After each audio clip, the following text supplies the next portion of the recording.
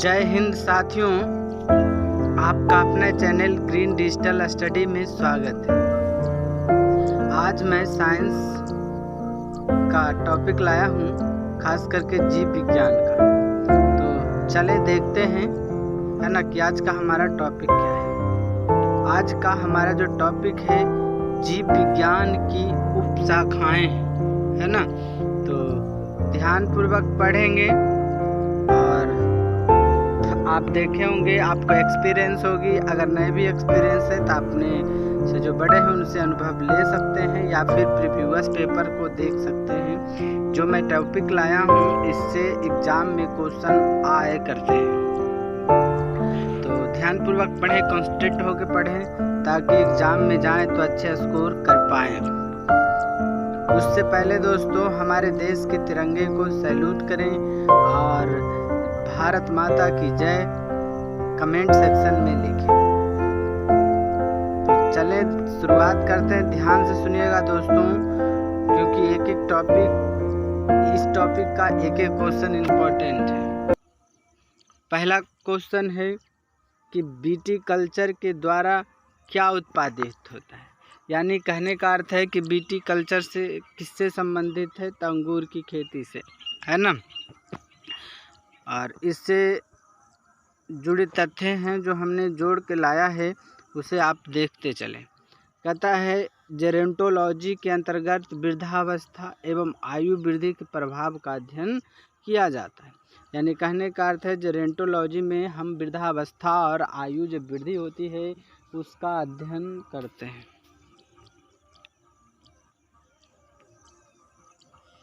किया जाता है ना। अगले क्वेश्चन में बात करें, ध्यान से सुनिएगा। कहता है वर्मी कल्चर में कौन सा कीट प्रयुक्त होता है, तो वर्मी कल्चर में केचुआ। ऐसे भी पूछता है दोस्त कि किसमें केचुआ का अध्ययन किया जाता है, तो वर्मी कल्चर में, है ना। तीसरा क्वेश्चन पेडोलॉजी के अंतर्गत किसका अध्ययन किया जाता है, तो पेडोलॉजी के अंतर्गत मृदा का अध्ययन किया जाता है दोस्तों। चौथा क्वेश्चन में बात करें तो कहता है फूलों को अध्ययन को क्या कहते हैं, तो फूलों का अध्ययन का एंथोलॉजी कहते हैं दोस्तों। अध्ययन से जुड़ी क्वेश्चन आया करते हैं, आप ध्यान पूर्वक पढ़ेंगे। अगले क्वेश्चन 5 नंबर में कहता है कीटों का वैज्ञानिक अध्ययन क्या कहलाता है। यानी किया जाता है, जो भी कहे कीटों का अध्ययन क्या कहलाता है, तो एंटोमोलॉजी कहलाता है दोस्तों। अगले क्वेश्चन, उससे पहले दोस्तों अगर आप मेरे चैनल पे नए हैं तो चैनल को सब्सक्राइब करें और बेल आइकन प्रेस करें, है ना, ताकि कोई भी वीडियो अपलोड करूं तो आपको सबसे पहले नोटिफिकेशन मिले और आप जो भी मैं वीडियो डालूंगा उससे संबंधित प्रश्न और ज्ञान प्राप्त कर सकें, ताकि एग्ज़ाम में अच्छा स्कोर पर। और दूसरा, और हमारे जो यूट्यूब का जो ग्रीन डिजिटल स्टडी का फैमिली है, परिवार है, उसमें आप शामिल होंगे। तो चलिए अगले क्वेश्चन में बात करें।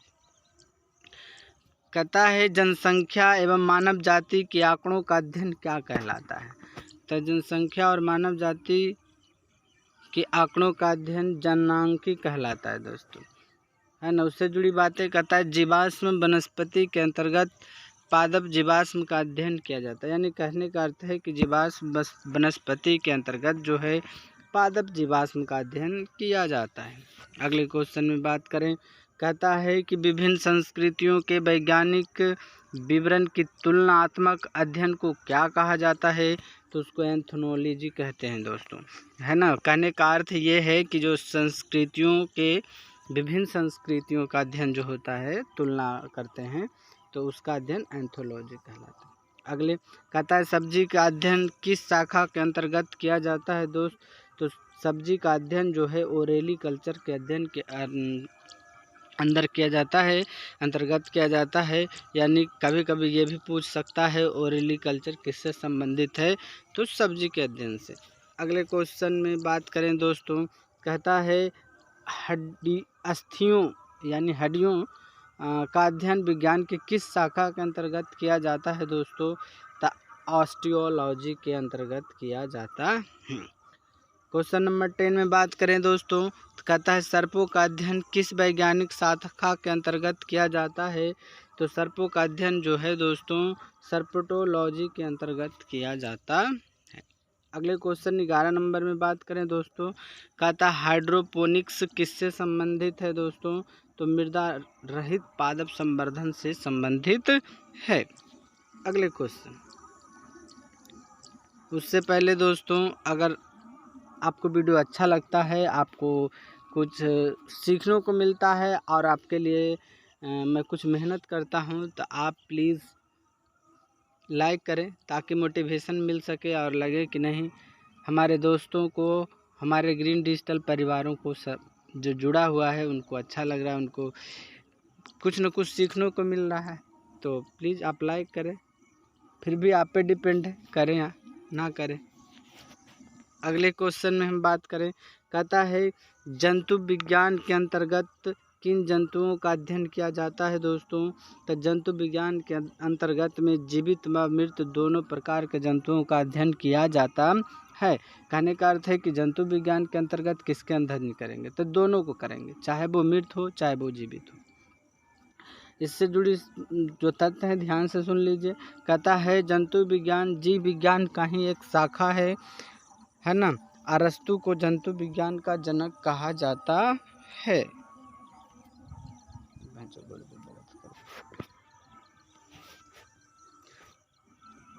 अब दोस्तों जीव विज्ञान के विभिन्न शाखाओं के जनक के बारे में पढ़ेंगे, है ना, किन के कौन जनक है, तो ध्यान से देखिएगा, है ना। चलिए बढ़ते हैं।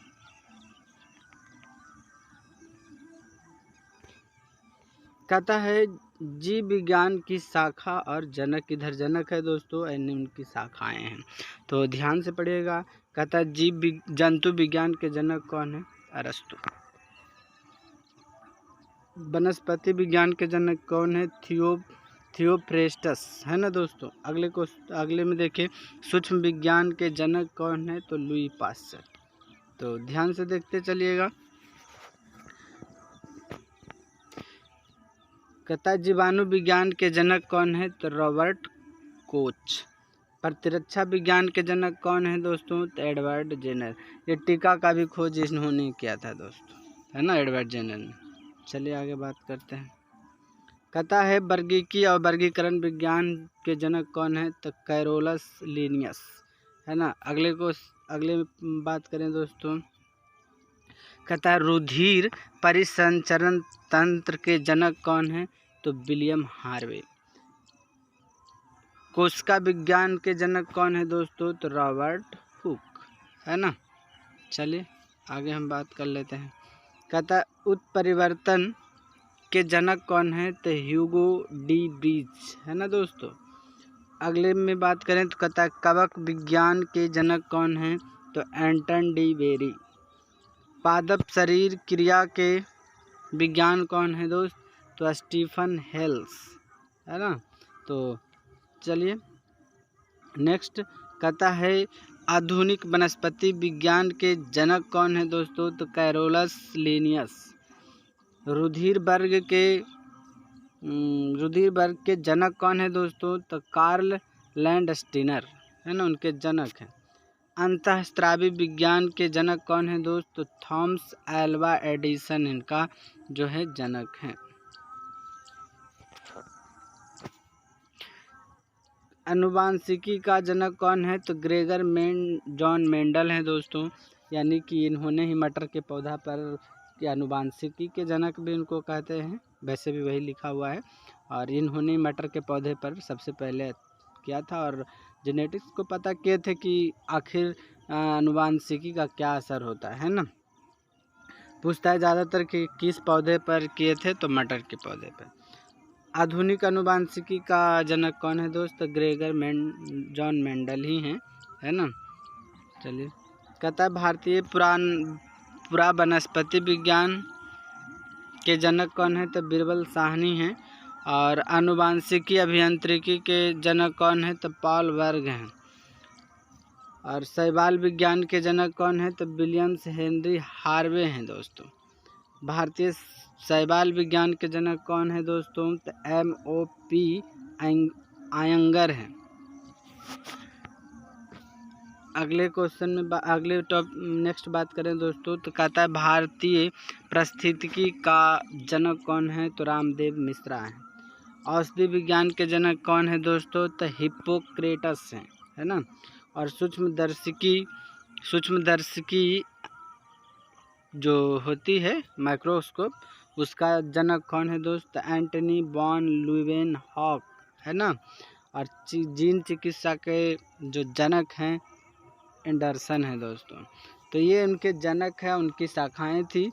इसे आप 2 बार देख लें ताकि याद हो जाए, है ना, और लिखते भी चलें। अगर अब हम बात करेंगे दोस्तों, जो अगला हमारा टॉपिक है वनस्पति विज्ञान की प्रमुख शाखाएं।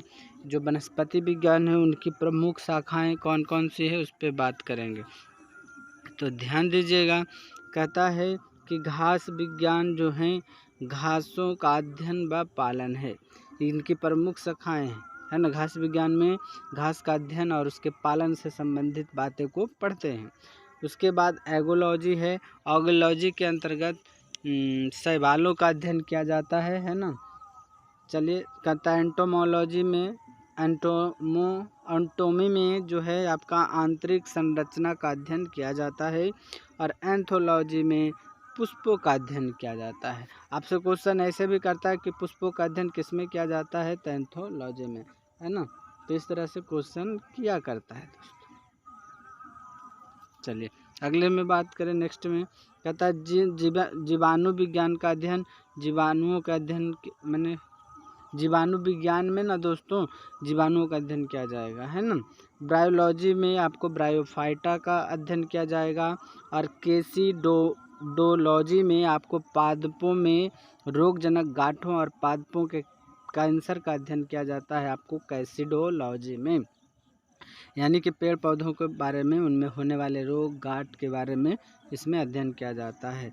अगले में बात करें दोस्तों, तो कहता है डेंड्रोक्रोनोलॉजी में वृक्षों की आयु का अध्ययन किया जाता है। जो वृक्ष की आयु होती है सबसे ज़्यादा शायद बरगद का होता है ना। तो इसका है जो क्या कहते हैं डेंड्रोक्रोनोलॉजी में अध्ययन किया जाता है उसका। आगे हम बात करें दोस्तों, कहता है डेंड्रोलॉजी में वृक्षों एवं झाड़ियों का अध्ययन किया जाता है दोस्तों, है ना। इकोलॉजी में आपका पौधों का वातावरण से संबंधित अध्ययन किया जाएगा। और इसके बाद इकोनोमिक बॉटनी में आर्थिक महत्व के पौधों का अध्ययन किया जाता है। एथनोबॉटनी में आदिवासियों द्वारा पादपों का उपयोग का अध्ययन किया जाता है। और फॉरेस्ट्री में वनों का अध्ययन किया जाता है दोस्तों। एक्सोबायोलॉजी में अन्य ग्रहों पर संभावित जीवों की उपस्थिति को अध्ययन किया जाता है। और जेनेटिक इंजीनियरिंग में कृत्रिम जीन्स का निर्माण व स्थानांतरण का अध्ययन किया जाता है दोस्तों। लाइकेनोलॉजी में लाइकेन्स का अध्ययन किया जाता है। और माइक्रोबायोलॉजी में सूक्ष्म जीवों का अध्ययन किया जाता है।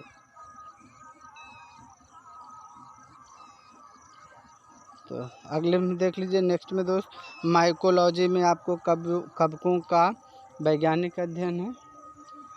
उसके बाद प्लाज्मोलॉजी में माइकोप्लाज्मा वैज्ञानिक का अध्ययन किया जाता है। नेमेटोलॉजी में निमेटाटोड्स का पादपों के साथ संबंधों का अध्ययन किया जाता है। उसके बाद पेलियोबोटनी में पादप जीवाश्मों का अध्ययन किया जाता है। पेलिनोलॉजी में प्राक्कणों का अध्ययन किया जाता है। इसके बाद पैथोलॉजी है दोस्तों। पैथोलॉजी में पादप रोगों का उपचार व अध्ययन किया जाता है ना। पैरासिटोलॉजी में आपका पोषक तथा परजीवियों के संबंधों का अध्ययन किया जाता है इसमें। इसके अलावा फार्मेकोलॉजी में औषधि पादपों का अध्ययन किया जाता है। उसके बाद है दोस्तों फिजियोलॉजी में विभिन्न पादपों के जैविक क्रियाओं का अध्ययन किया जाता है। इसके अलावा टेरिडोलॉजी में आपका टेरिडोफाइटस का अध्ययन किया जाता है दोस्तों। और नेक्स्ट बात करें तो फाइटोजियोग्राफी में पौधे के विवरण व उसके कारणों का अध्ययन किया जाता है। कहता स्पेस बायोलॉजी के अंतर्गत अंतरिक्ष वायुमंडल में स्थित पादपों का अध्ययन किया जाता है दोस्तों। उसके बाद स्पर्मोलॉजी में बीजों का अध्ययन किया जाता है। इसके बाद हीलियोथेरेपी में सूर्य के प्रभाव से चिकित्सा करने की प्रक्रिया जो है, यानी कि हीलियोथेरेपी में सूर्य के प्रभाव से चिकित्सा की प्रक्रिया। वैसे भी जान रहे हैं दोस्तों कि जो हमारी आदित्य एल बन गई है तो इसी का अध्ययन के लिए गई है ना। अगले हम बात करें दोस्तों हाइड्रोपोनिक्स में, इस शाखा के अंतर्गत बिना मृदा के बागवानी की जाती है, यानी कि हाइड्रोपोनिक्स में बिना मृदा की बागवानी की जाती है दोस्तों। नेक्स्ट में बात करें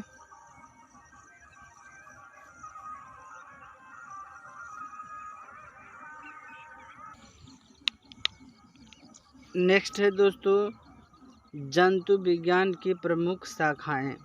अब हम जंतु विज्ञान के बारे में कुछ शाखाएं हैं उसके बारे में पढ़ लेते हैं दोस्तों, ध्यान दीजिएगा।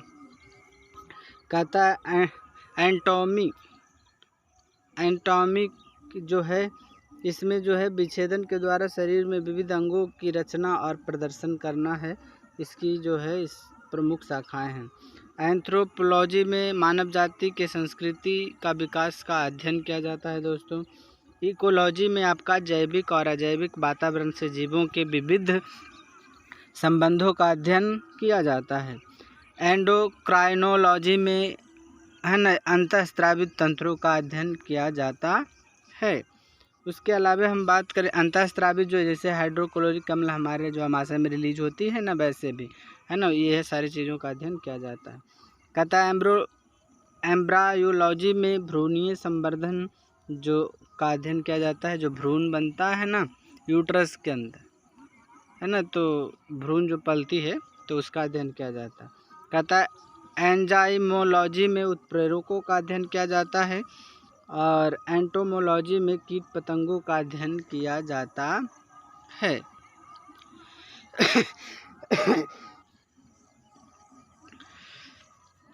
इसके बाद जो है नेक्स्ट में दोस्तों जेनेटिक्स है, जो जीवों के आनुवंशिक लक्षणों और उनकी वंशागति को अध्ययन करता है। जैसे जेनेटिक्स होती है, जीन जो होती हैं पेरेंट्स से 40% चले जाते हैं, उसके बारे में अध्ययन इसमें मिलेगी आपको जेनेटिक्स में। इसके बाद बात करें नेक्स्ट में दोस्तों तो हीमेटोलॉजी में आपका रुधिर एवं रुधिर संबंधी रोगों का अध्ययन किया जाता है हीमेटोलॉजी में। हर्पेटोलॉजी में दोस्तों उभयचरों एवं सरीसृप का अध्ययन किया जाता है। जैसे उभयचर में बात करें तो मेढक हो गया है ना, तो और सरीसृप आपका जो हो जाता है उसका अध्ययन किया जाता है। मैमेलियोलॉजी में स्तनधारियों का अध्ययन किया जाता है ना, जैसे कि जो स्तनधारी जीव होते हैं उसको मैमेलिया में रखा जाता है। जो अंडा देता है मैंने बच्चा नहीं देता है उसको हम अंडप्रजक प्राणी कहते हैं। वैसे तो जो होती है उसको हम जरायुज भी कहते हैं, जो बच्चा देता है उसको, है ना। कहता है माइक्रोबायोलॉजी में अति सूक्ष्म जीवों का अध्ययन किया जाता है। और न्यूरोलॉजी में तंत्र का अध्ययन किया जाता है। और ओडोंटोलॉजी में दंत विज्ञान का अध्ययन किया जाता है, जिसको ओडोडेंटल भी कहते हैं, है ना। आर्थ्रोलॉजी में पक्षियों का अध्ययन किया जाता है दोस्तों। अगले बात करें तो कहता है कि पैथोलॉजी में रोगों की प्रकृति, लक्षणों और कारणों का अध्ययन किया जाता है पैथोलॉजी में, है ना। रेडियोलॉजी में आपका आ जाएगा जीवों पर विकिरण प्रभाव का अध्ययन किया जाता है। टैक्सोनॉमी में आपका जीव जातियों के नामकरण एवं वर्गीकरण का अध्ययन किया जाता है। तो आज हमारा ये टॉपिक था दोस्तों, आपको कैसा लगा आप कमेंट सेक्शन में ज़रूर बताएं। और अगर आप नए हैं मेरे चैनल पे तो प्लीज़ सब्सक्राइब कर लें और बेल आइकन को प्रेस कर लें। तो फिर हम अगले टॉपिक में मिलेंगे दोस्तों आपके साथ। तब तक के लिए जय हिंद, जय भारत।